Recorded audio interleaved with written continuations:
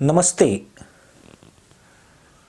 Israel की सेना फिलिस्तीनी इलाके में हमास का सफाया करने के लिए गाजा शहर में काफ़ी अंदर तक पहुंच गई है और हमास के खिलाफ ऑपरेशन चलाया जा रहा है। गाजा सिटी के इसी इलाके में इस्लामिक आतंकवादी समूह का नेता एक बंकर के अंदर छुपा हुआ है, जिसके हुरों की तलाश में निकलने का वक्त अब करीब आ गया है। माना जा रहा है कि अगले कुछ घंटों की और लड़ाई में हमास के कई बड़े कमांडर मारे जाएंगे। आपको बता दें कि हमास ने 7 अक्टूबर को सबसे पहले इजराइल के ऊपर हैरान करने वाला हमला किया था और 1400 से ज़्यादा लोगों को मौत के घाट उतार दिया था, जिसमें दर्जनों बच्चे शामिल थे। इसके अलावा हमास ने करीब 240 इजरायलियों को बंधक बनाकर भी रखा हुआ है। इजराइल की जवाबी कार्रवाई गाजा पट्टी में चल रही है और इजरायली सेना गाजा पट्टी के उत्तर में हमास के गढ़ गाजा सिटी पर ध्यान केंद्रित कर रही है और इजरायली सैनिक गाजा सिटी के बीच तक बढ़ गए हैं और वहां पर लगातार शिकंजा कस रहे हैं।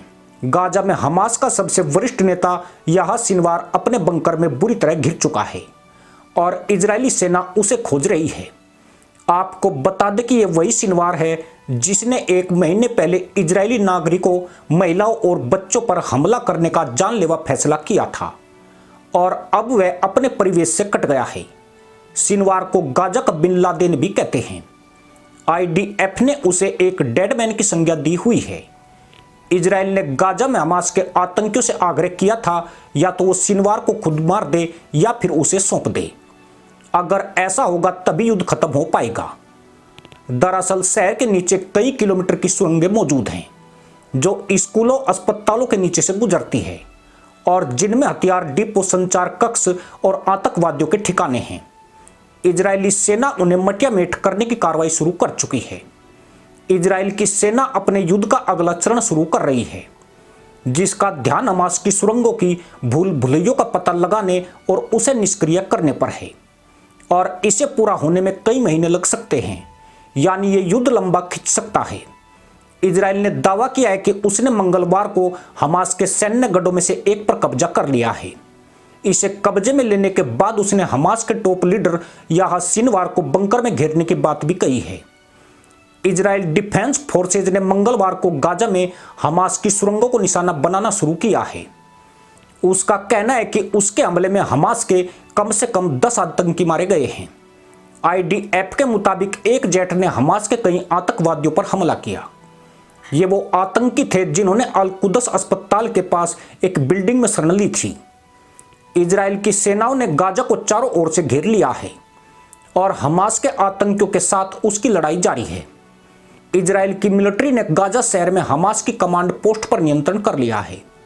इजराइल की सेनाओं को इस चौकी पर एंटी टैंक लॉन्चर और मिसाइलों समेत कई हथियार और खुफिया सामग्री मिली है।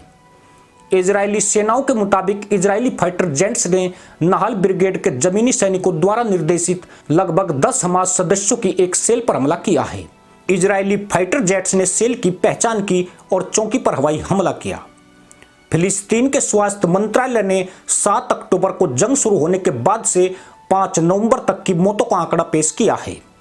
मंत्रालय ने कहा है कि फिलिस्तीन के 9,770 लोग इजराइल के हवाई हमलों में मारे गए हैं। इसमें 4,100 यानी करीब आधे बच्चे हैं। गाजा में 8,067 मासूम भी घायल हुए हैं, जिनमें से कई गंभीर रूप से घायल हैं। स्वास्थ्य मंत्रालय ने कहा है कि 1250 बच्चे लापता हैं। बयान में यह भी कहा गया है कि इजरायली हमले में मारे गए लोगों में 70% बच्चे, महिलाएं और बुजुर्ग थे। इसी के साथ अनुमति दोस्तों, जय हिंद, वंदे मातरम।